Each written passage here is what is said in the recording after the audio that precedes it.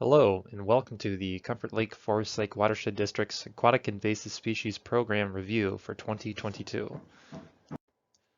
My name is Garrett Miller, and I'm the Aquatic Invasive Species Program Coordinator for the Comfort Lake Forest Lake Watershed District.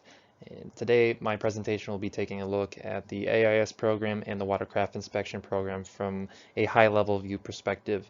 For more detailed information and some information that won't be covered in today's presentation, you can take a look at the year-end reports, which will be posted in the December board packet. Starting the presentation, we will look at the 2022 AIS program year-end summary. This report, again, can be found on the district's website. A management activity that the AIS program deals with on an annual basis is curly-leaf pondweed management. And in 2022, of our major lakes that we do surveys on, only 2 were found to need treatments, Forest Lake and Shields Lake. On Forest Lake this year, about 104 acre treatment was conducted, and on Shields Lake, just over 3 acres was conducted. Just like 2021, the district is continuing to use dicot for its curly-leaf pondweed treatments as the cost savings are substantial. Depending on the herbicide you compare it to and then the depth of water of the application site, there can be up to a 70% reduction in the cost. Results observationally from district staff also seem to be pretty comparable to Aquathol K, an herbicide that the district commonly used prior to 2021. Literature given to district staff by the DNR shows that Aquathol K experimentally has better control of curly-leaf pondweed. However, again, from observations, dicot has provided very good results for the district, and we have to weigh at the beginning of the season effectiveness with cost.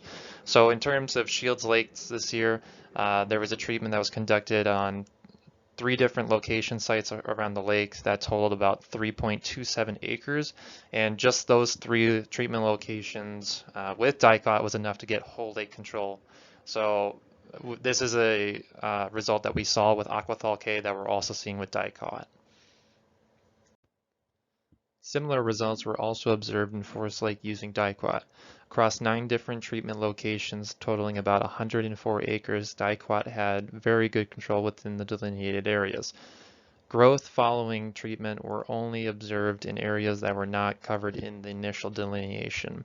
Specifically in Basin 3 of Forest Lake, there was some late season growth that occurred after the delineation was performed and therefore was missed. However, again, dicot was very effective within the delineated areas, so overall the treatment was very effective in 2022. Lakes that were surveyed but did not need treatment in 2022 included Moody, Bone, and Comfort Lakes. Comfort Lake historically hasn't needed many treatments in the past, but Moody and Bone typically are included for treatments. I will point out Moody Lake for the 2nd year in a row has not needed a curly-leaf pondweed treatment, and staff believe this to be in response to many of the district's water quality improvement projects that have been completed in and around the lake. The water quality has improved substantially, and I believe that the native plant community has responded to that, in that it's now starting to outcompete the curly-leaf pondweed. What we're observing, looking at all of our point intercept surveys over the years, is that there is a decrease in the abundance and distribution in curly-leaf pondweed and an increase in the abundance and distribution of native plant species. Additionally, we're also noticing some new native plant species that we have not seen in past point intercept surveys that were captured in the 2022 point intercept survey. Moving on to Eurasian water milfoil management. The district has not conducted any herbicide treatments for EWM since 2017, and instead coordinates and funds delineation and assessment surveys and offers technical advice and recommendations to local lake associations. Local lake associations are now the ones to coordinate and fund current EWM control efforts. The justification for this in 2017 was that talking with partners and looking at the literature, that EWM is largely considered a recreational nuisance and not an impairment to water quality, similar to curly-leaf pondweed, which dies back midsummer, releasing nutrients in the water body that can contribute to noxious algae blooms. Additionally, again, talking with partners and looking at literature, EWM has minimal impact on native plant species. Upon introduction into a new water body, there's an observed initial boom in abundance and distribution of EWM, but as the nitrogen levels in the soil are depleted, EWM becomes less of an issue on water bodies as it starts to find equilibrium with the native plant community. In 2022, 3 lakes were surveyed for EWM, including Bone, Comfort, and Forest Lake. Of the 3 water bodies surveyed for EWM, 2 had local lake associations that coordinated and funded Eurasian water milfoil management activities in 2022. These organizations included Forest Lake Lake Association and the Comfort Lakes Association. The watershed district hired Blue Water Science to conduct initial delineation on Forest Lake, who found just over 9 acres marked for treatment. The Forest Lake Lake Association, working with their applicator, wanted to do a slightly more aggressive treatment this season, so they included some areas of lake growth that were not included in the initial treatment area, which more than doubled the acreage of the overall treatment for the lake. The Comfort Lake Lake Association received a grant from the Minnesota DNR this season and went with a more uncommon approach of a whole lake fluorodome treatment. Both treatments were very effective in controlling EWM, and from the surveys, there was no viable EWM found in Comfort Lake following the treatment, and within delineated areas of Forest Lake, there were also no viable stems of EWM found. However, as a result of these more aggressive approaches to treatment, the native plant community saw a negative impact as a result. Future challenges is working with our great partners and lake associations and educating the need to balance treatment effectiveness with ecological integrity. Moving on to Forest Lake flowering rush management, some brief background is that according to the Minnesota DNR's infested waters list, flowering rush has been present in Forest Lake since at least 1998. The Comfort Lake Forest Lake Watershed District started management in 2014, at which time there was just under 8 acres present in the lake. The history of the district's management strategy with flowering rush is very much the story of adaptive management, in that there's been continuous method improvement through trial and error and experimentation. Treatment types, timing, and frequency have all been experimented with and adjusted over the years, and only the best and most effective methods have been carried forward each year. Through that trial and error and experimentation, herbicide treatments were ultimately found to be the most effective strategy. Early on in the district's management history, some cutting was performed to cut the flowering rush below the water line, similar to what you would do with cattails, which is very effective for cattails. However, the district found this to be very labor intensive, very expensive, and looking at the literature and knowing how this plant spreads in hindsight probably helped facilitate the spread of it. So moving forward, the district had adopted herbicide treatments twice to 3 times a season. Shortly after adopting herbicide treatment as the main approach for management, the district started to observe a 99% reduction in the flowering rush abundance by the end of each season from 2017 to 2020 compared to the starting acreage of 7.8 acres in 2014. In addition to herbicide treatment, great effort was put into surveying, clipping, and safely disposing of seed heads. The reason for this is that flowering rush in Forest Lake is unique in that it is the only known population in the state of Minnesota with viable seed heads. So not only can it spread like other populations in the state via the root structure, fragmentation or fragments of the root can float away and grow a new plant, but also the flowers are capable of creating seeds that then can float on the surface of the water and also spread the plant more. Where in past years several hundred seed heads were removed, which was pretty typical, in 2022 approximately 2,487 seed heads were removed by district staff. This trend and substantial increase in the amount of seed heads began in 2021, around the same time that the area started experiencing drought condition on many of its local lakes. From the literature, it is known that flowering rush favors shallow habitats. So as the lakes have received in the last couple of years with the drought conditions, that has exposed more shoreline and lake bottom sediments to the surface. And the flowering rush has undoubtedly taken advantage of this and further facilitated its spread by using those new locations for growth. So what do we do from here? Well, changing lake conditions require changes in management to achieve the 99% reduction goal. We're not dealing with the same issue that we were dealing with in 2014. The photo on the bottom left of this slide shows a typical large area treatment patch from 2014, and the photo on the right is from 2022, just showing a small patch of a couple individual flowering rush plants. Whereas applicators were able to focus and treat these large areas, which is much easier to do. What we're dealing with more of in 2022 is small areas. So this is a pretty common example of flowering rush in today's water body, where we're finding one plant at the end of a dock. You go down a couple docks, there's another plant. You go down another dock and there's one on the shores, and so on and so forth. So it's a lot more scattered. You're having to play whack-a-mole in that it's popping up in different locations at different times of the year instead of these large area treatments, which makes management slightly more tricky. So in order to reach that 99% reduction goal, the next logical step in the district's management approach is for district staff themselves to obtain an applicator's license to help perform these treatments. So district staff are already going out throughout the summer months. We're clipping seed heads, taking GPS points of these locations, and then sending that to the applicator. So in 2023, the idea is that if we're already out there, we're finding these hard to reach areas of flowering rush, clipping the seed heads, that we should also be applying some herbicide to them. And ultimately, we think this is how we're going to achieve that 99% reduction again. Moving on to zebra mussels. So district-wide in 2022, there were 10 individuals who volunteered for the zebra mussel sampler plate program. In 2023, district staff are hoping to find maybe a couple more volunteers just to help monitor the existing populations in the district.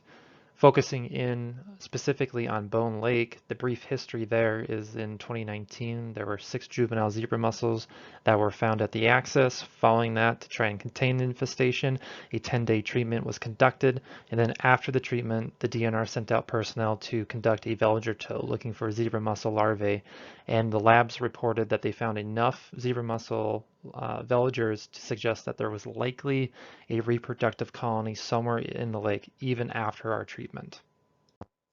Since that treatment in 2019, district staff have continued surveying the lake for any evidence of zebra mussels throughout the water body.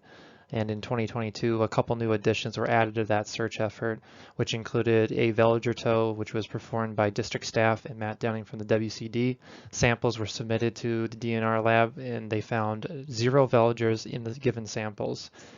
In addition to the veliger tow, the district has been hiring blue water science for the last several years, and again, they went out in 2022, did a diving survey. In addition to that, the DNR also sent personnel out and conducted their own diving survey. A combination of all of this searching in 2022 and past years, we have yet to still find another zebra mussel in Bone Lake. While we can't conclusively say that zebra mussels aren't in the lake, we are very encouraged by the results we have, and in 2023 we are planning to do more veliger tows throughout the water body, looking in some new locations to see if we can identify where they might be hiding if they are indeed there. Next, I'd like to touch on purple loosestrife management. The overview here is that herbicide management began on Forest Lake in 2020 and on Keewatin Lake in 2021. There were management activities earlier than 2021 on Keewatin, specifically using purple loosestrife eating beetles. However, conversations with the DNR suggested that the beetles maybe weren't the right suit for this type of population of purple loosestrife. So with that in mind, the district went with herbicide. In 2022, staff conducted delineation and found about 3 acres total for treatment, and herbicide treatment took place at the end of August, and staff went back out to do a treatment assessment sometime in the fall. Overall, treatment had really good control within delineated areas. However, there are some dense growth areas throughout the water body, specifically in some wetland areas, for example, the southeast corner of the lake, that are definitely going to need a couple more years of treatment to get a better handle on things. Next, looking at Forest Lake purple loosestrife management, in 2022, staff went out and performed a delineation and then identified 8 locations throughout the water body for treatment that totaled just less than 5 acres. Herbicide treatment was conducted at the end of August. Staff went back out just like Keewatin, did an assessment, and found again that within delineated areas, the treatment had very good control. Forest Lake has had 1 more year of herbicide treatment than Keewatin, and what staff have observed is there is definitely a decline in the purple loosestrife abundance and distribution. In 2020, looking at the areas that we had treated, there are some locations where we're not finding purple loosestrife in 2022. Again, there are some locations in the lake still that purple loosestrife is very heavily infested with, so it's going to take a couple more years to get control. And specifically, Forest Lake Basin 1, that south channel, that is an area of very heavy growth. That's probably going to take a couple more years to get a better handle on things. Next, this is a slide just showing some other work that the district is involved with, and that is early detection surveys. So in 2022, there were 2 lakes where we did these surveys. That was Keewatin and Little Comfort Lakes.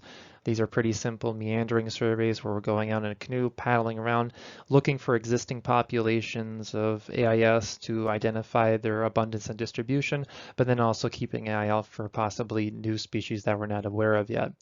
In addition to staff perform work, we also hire blue water science to do some early detection work too. Previously mentioned were the zebra mussel surveys on Bone Lake, but in combination with that survey work, they're also looking for starry stonewort. The Forest Lake Lake Association also hires blue water science to conduct a starry stonewort survey on Forest Lake each year. A early detection schedule and lake rotation plan is in development for 2023 to cycle in different lakes each season. That way we're looking at all of our water bodies and getting a feel for what's growing in them, what the abundances of AIS are, and possibly trying to find new infestations if they do arise. Next, I'd like to briefly talk about carp management in the district, specifically on Shields Lake. So the brief background is that in 2018, the district contracted with Carp Solutions to perform a carp population estimate.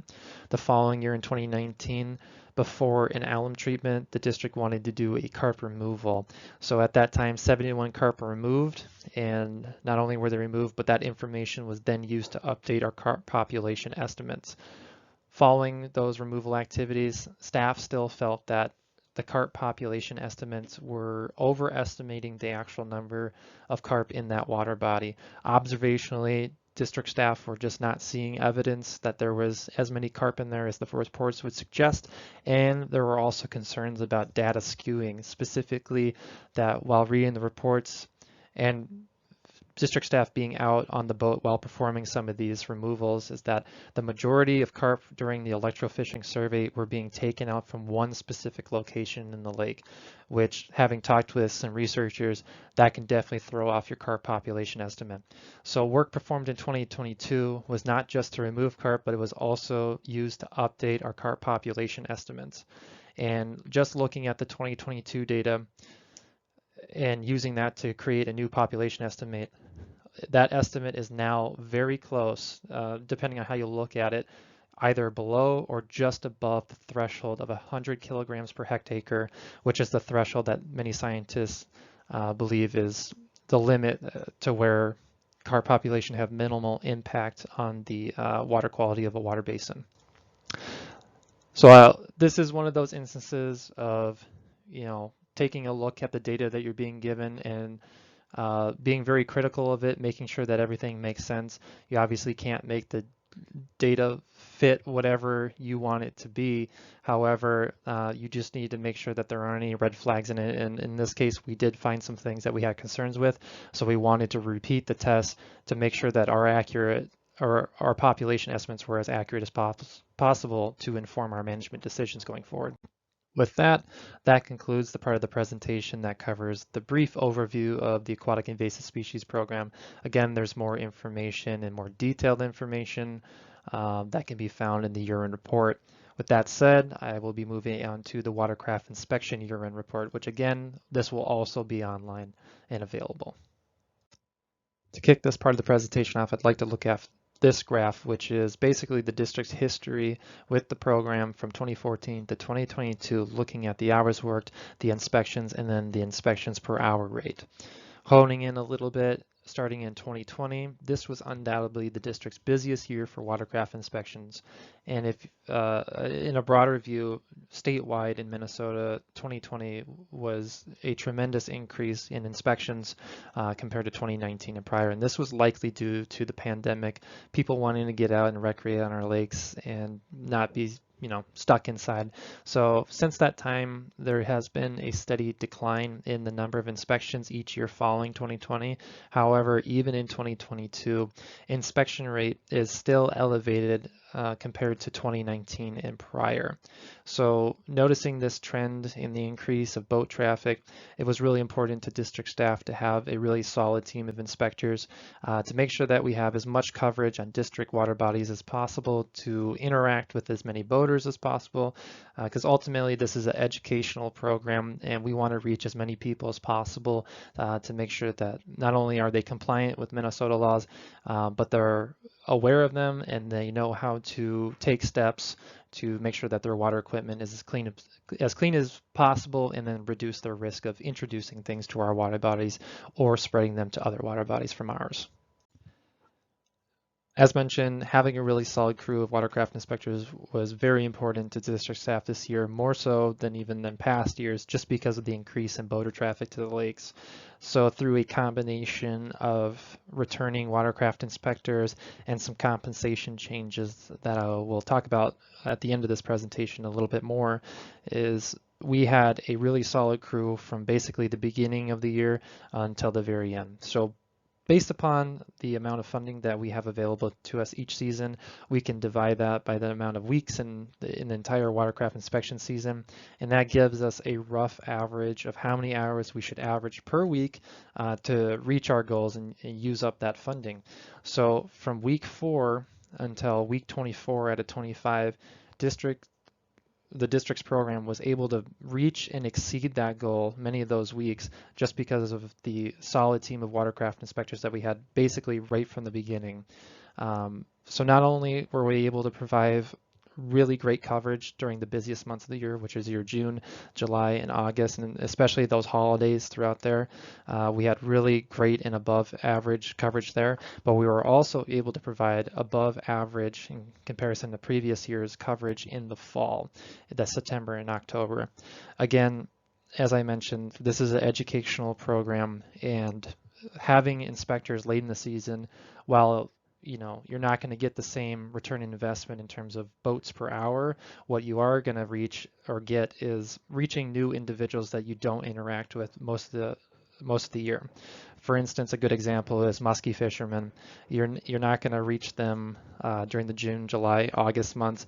You're typically going to find them in the fall months. Another example are individuals who live on the lake who put their boat in once a year and they take it out once a year. These are really great opportunities at the end of the season to meet with them, introduce ourselves, let them know what our job is, and then it's a good opportunity to educate them if they're possibly selling their equipment like boat lifts or docks the next season. Make sure that they're aware of the AIS laws around dry times and stuff for that.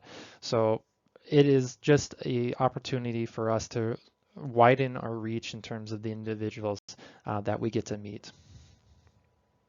Next, we're going to look at a graph that tracks the hours and inspections performed each day of the week.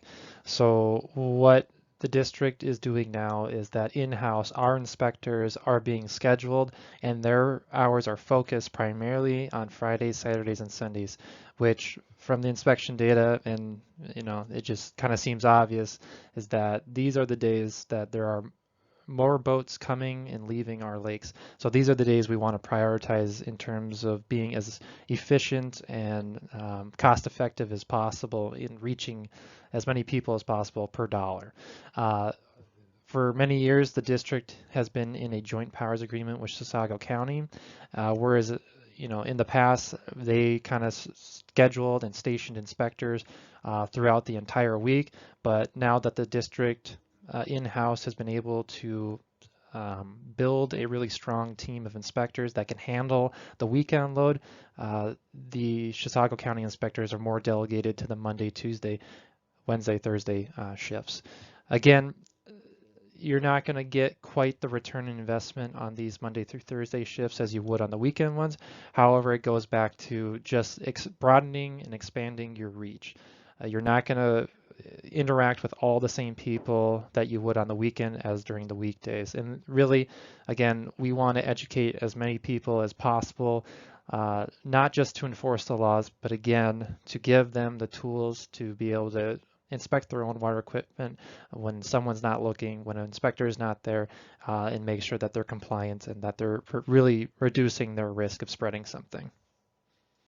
Next, I'll briefly touch on this district-wide watercraft contaminants and drain plug violations graph. One of the things that I want to point out here is that, since 2020, we've had a really large boom in the traffic coming to district lakes. And what you would, naturally think is that if there are more boats coming, we're going to see more violations. However, in 2022, we're still seeing above average traffic compared to 2019 and prior. However, we only had 50 boats coming in with any type of contaminant, which was primarily, plants or water at the bottom of the boat or whatever, which was all cleaned up before they were allowed to enter the lake. So what this, I think, suggests to me is that, we're seeing more boat traffic, but we're not seeing a linear relationship in the amount of contaminants. Is that people really are starting to adopt the behaviors that the program is trying to teach and preach, which is really encouraging. And this is something that we've seen with the drain plug violations too. Again, it's just, while there are still some 29 in 2022, in comparison as a percentage to the overall boats coming into the lake, it is a very small fraction. And I think it's something that really shows that behaviors can change. People are adopting things. They want to do the right thing. And now that they're aware of what the law is and what the risks associated with leaving a drain plug in is, they've adopted behavior, and it really hasn't been much of an issue. So that makes me really hopeful for other initiatives that the district is planning on implementing in future years to continue educating and trying to share new tools to protect against different AIS that isn't in the district. The one thing that the district, and I'm sure other organizations, have to deal with are high exiting violations. So in 2020, there were 850 of them. These are primarily violations that have to do with plant debris being on the trailer exiting. So, they're kind of unavoidable. The boater puts their boat onto the trailer. There's some weeds floating in that water. They pull the boat out and the inspector's right there and they have to mark that as a violation. All these boats are cleaned before they're allowed to leave. But one effort that the district has implemented to try and reduce this overall number, and it is difficult, is stationing rakes at all the public accesses with a lock and chain. The code is given to our inspectors and they're able to use this rake to help clean the access. It is near impossible on some of our accesses given the dominant wind direction and just how dense vegetation is to keep up with it. However, talking with my inspectors at the end of the season, they did receive a lot of great compliments from boaters and lake residents on all the good work they did at trying to rake it up and keep it as clean as possible, because it did make a difference. But there is still at times a lot of debris floating in the lake, so we are experiencing high exiting violations. But again, these are all cleaned before the boat is allowed to leave. I'll keep this one short, but this is a graph that I have created for the Yearend report, and something I'd like to give to our watercraft inspectors, just to ensure that their exiting inspections are just as quality as their incoming. Obviously we're worried about new species coming to our lakes, but again, going back to our flowering rush discussion in this presentation, is that we have a unique population of flowering rush, and that's the only one in the state with viable seeds. So we want to make sure that our inspectors are being just as diligent with their exiting violations as they are with their incoming. So this graph is basically taking a look at the survey data and looking at the question to the boater, which is asking them which lake do they intend to go to next. And these are the top 10 responses. And as you can see, 8 of them do not have flowering rush. 2 of them do, but again, those 2 lakes with flowering rush are not the ones with viable seeds. So we definitely want to protect all these lakes from a potential introduction of flowering rush from our lake. And then, zebra mussels, there are 5 lakes on that list that don't have them. So again, we want to make sure that inspectors are just being as diligent as possible, whether that boat is coming in or if it's leaving. The next 3 slides of the presentation are looking at the number of hours worked, number of inspections worked on each of the 3 main water bodies in the district from 2014 to 2022. I'm going to keep this part of the presentation rather short just because there's a lot more detailed information that can be given in the actual Yearend report itself, but I'll just point out some of the observation I'm making from the data. Looking at Bone Lake in 2022, we're noticing a increase again in the number of boats coming and exiting from the lake compared to 2021 and 2019 and prior.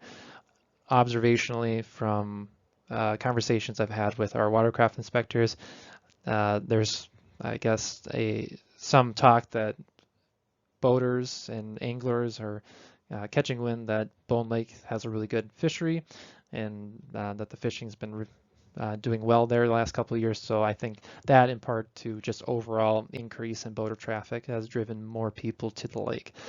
So with that information in mind, which is very helpful to have, we are able to potentially next year, if trends follow suit to this year, we can move people from some of our slower accesses over to Bone Lake just to make sure that we're interacting with as many people as possible. Odds are, if it's increased with the boaters or with the inspectors we have already there, if we were to fill in some more shifts, we could probably interact with even more boaters.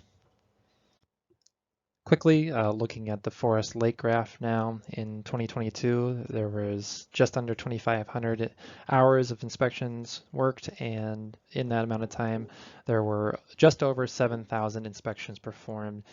A little bit below than the last 2 years in terms of inspections per hour, but again, we're still seeing a above average inspection rate compared to 2019 and prior. One tweak that we could potentially make for 2023 is moving a few more shifts away from Forest 2, which is the slower of the 3 accesses on Forest, and moving them over to Forest Lake 3. Forest Lake 1, we always try to have coverage on most days of the week, the best we can. The DNR helps out with there. So for next season, just to try to continue to reach that 3 boats per hour rate, that's one tweak that we will potentially try. Lastly, looking at the Comfort Lake graph here, we're still noticing quite a dip off in the boat traffic to Comfort Lake from 2020. So again, going back to some of the things I mentioned with Bone Lake is that we're seeing an increase over there in boater traffic that I think we could capture more next season if that trend continues by moving people over. If this lake continues to see a decrease in the boat traffic, we'll still maintain good coverage on this lake, but we'll move a few of those extra shifts from this lake over to Bone Lake. That way we're just being as cost effective as possible and just trying to reach as many people as possible. To summarize the watercraft inspection program, some of the things that we implemented again, and I had talked about this in past Yearend reports, was the bait disposal stations and education. So again, the district received a grant from the Minnesota DNR to construct bait disposal receptacles and associated educational materials. Unfortunately, due to vandalism, excessive litter, and complaints of smell, despite district staff and inspectors changing out the bags frequently, many of the bait bins were removed until we could figure out a better solution. For next season, I think a lot of the educational materials will continue to be used, and the signs will be reworked to direct anglers to put unwanted bait in the on-site trash bins rather than in a bait-specific receptacle. Another thing that we tried this season, which I think was very well received, was some education outreach, a watercraft inspection demonstration specifically at a couple district-hosted events. Myself and Jack McKenzie, one of our new watercraft inspectors who has hosted the turf talks for the district in the past for many years, we did a watercraft inspection demonstration where we showed the attendees of those events, a little bit what the program was about, but also during that fake watercraft inspection where we went around the district's boat and performed a recreation of what an interaction with a boater looks like. We gave them the tools of how to perform a thorough watercraft inspection themselves. And I think overall, that went very well, and it's something that we could add to our arsenal of education and outreach tools in the future. And then as mentioned earlier in the presentation, there were some compensation changes in 2022 to the program. So one of the things that the district and other organizations, many organizations have struggled with in the past is getting people in the door for the watercraft inspection position. And that has only been made harder with the apparent labor shortage starting in 2020 with the pandemic. In past years, we've really struggled to get enough applications in and find people to fill the position. So looking around and noticing some changes and noticing a more competitive job market, the district implemented some changes which included increasing the base pay from $15 an hour, which was always very competitive with other organizations hosting watercraft inspection programs. So we increased it from 15 to 16 starting. Another thing we did was we offered holiday pay for our 3 main holidays, and holiday pay was pay and a half. And then on top of that, there was also a performance bonus, which was based on obviously how well they did their job, and then it was also tied to the amount of hours they worked in a season. And then lastly, which I think is most important, was incentives, a pay raise structure for returning inspectors. So the base pay, I think, made us a lot more competitive with other entry-level positions in the area. The holiday pay, I immediately saw a positive response with, in that I did not have a single watercraft inspector in 2022 not work a holiday this season if they were still with the district at that time. Where in the past, we definitely had some difficulties making sure that we had really good coverage. The performance bonuses, the thought there was to encourage inspectors, which a lot of them for the district are college-aged, to potentially stick around maybe a weekend longer, or if they're going to school nearby, come back for another shift so that those hours worked start to add up more and they get more, a larger percentage of the total bonus that's available to them. And then, as mentioned, the biggest and most important change, in my opinion, is encouraging inspectors to keep coming back. So, just previously we tried to be as flexible as possible with scheduling while still maintaining a certain average hours per week.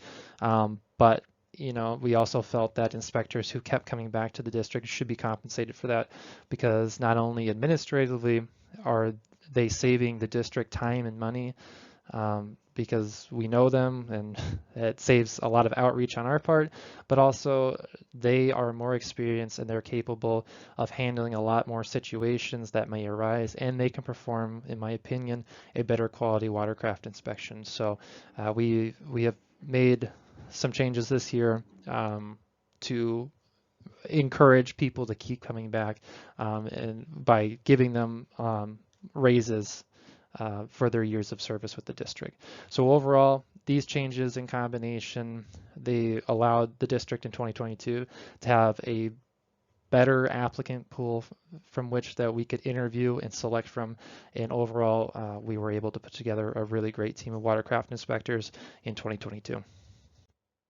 To end this presentation, I would just like to thank all of our watercraft inspectors and partners this year, whether they've given financial contributions or just their support.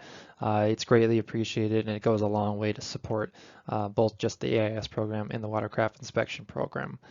Again, a reminder to everyone that for more detailed information and maybe even some topics that weren't touched on in this presentation just for time, full reports will be available on the district's website.